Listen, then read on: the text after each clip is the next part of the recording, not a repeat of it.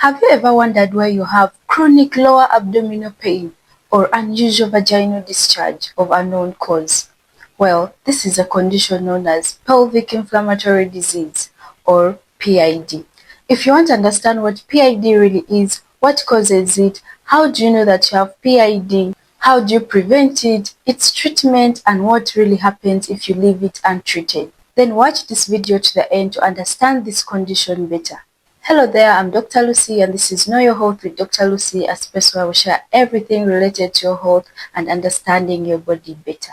So if you're interested in such kind of content, do well to hit the subscribe button, turn on the notification bell so that you do not miss any new upload. Alright, what is pelvic inflammatory disease, or what we know as PID? Pelvic inflammatory disease is an infection that affects a woman's reproductive organs, that is the uterus, fallopian tubes, ovaries, pelvic peritoneum, and the structures surrounding it. Now, how does PID actually develop? PID usually starts with a vaginal infection, most commonly sexually transmitted infections like gonorrhea, chlamydia, trichomoniasis, bacterial vaginosis, and many others. If these infections are not treated on time, the bacteria do not just stay in the vagina. They slowly move upwards, traveling through the cervix into the uterus. From there, the infection can spread even further into the fallopian tube and sometimes the ovaries. Once that happens, the whole pelvic area becomes inflamed and painful. That's why it's called pelvic inflammatory disease. So, how do you know that you have PID, or the signs and symptoms of pelvic inflammatory disease? These symptoms can vary from one woman to another.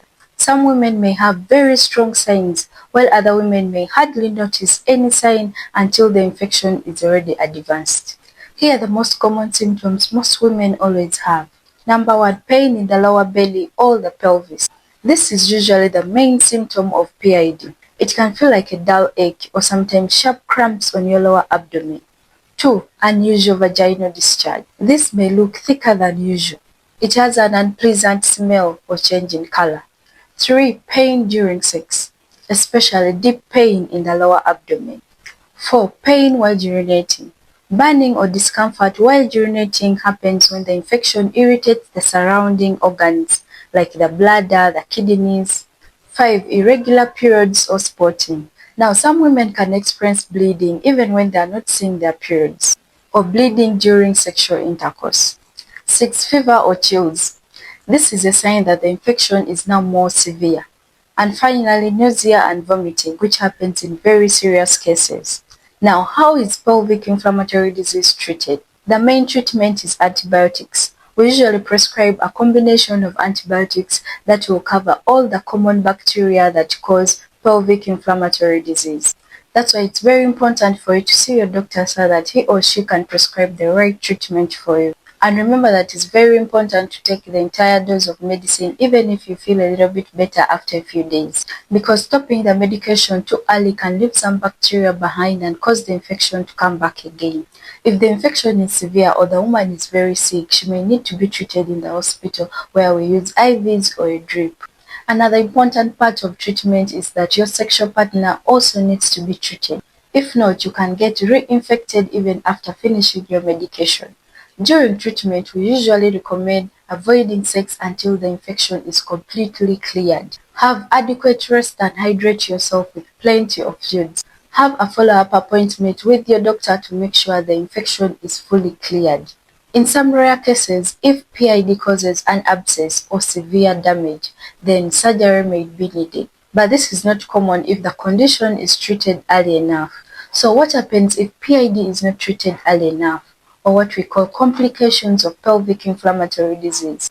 Unfortunately, this infection can cause long-term damage to the reproductive organs of a woman if not treated early. 1, chronic pelvic pain. Because of the constant inflammation, many women will continue to have pain in their lower abdomen for months or even years. 2, infertility.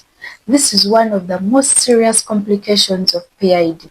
Constant inflammation and infection of the fallopian tubes can block the eggs from meeting the sperms, making it difficult or impossible to get pregnant. 3, ectopic pregnancy. If a damaged fallopian tube is partially blocked, A fertilized egg may get stuck there instead of reaching the uterus. This is called ectopic pregnancy, and it can be life-threatening if not managed quickly. 4. Abscess formation. In some cases, the infection can cause pus called abscess in the fallopian tube or in the ovaries. This can be very painful, and it may require surgery in order to drain out the pus. Therefore, as a woman, once you ignore this condition, it will cause serious problems that will affect your quality of life and your ability to have children in the future. That's why you need regular checkups and STI testing in order to prevent this condition. Well, I hope this video helps women out there battling with the lower abdominal pain for months now. Unusual discharge of unknown cause and bleeding or spotting even if they are not in their periods. Thank you all for watching. If you found this video useful, don't forget to like the video, share it with someone who may need this information. And most importantly, if you haven't subscribed to my channel, do well to hit that subscribe button, turn on the notification bell so that you do not miss any new upload. Let's meet again in our next video. Stay healthy and blessed. Bye.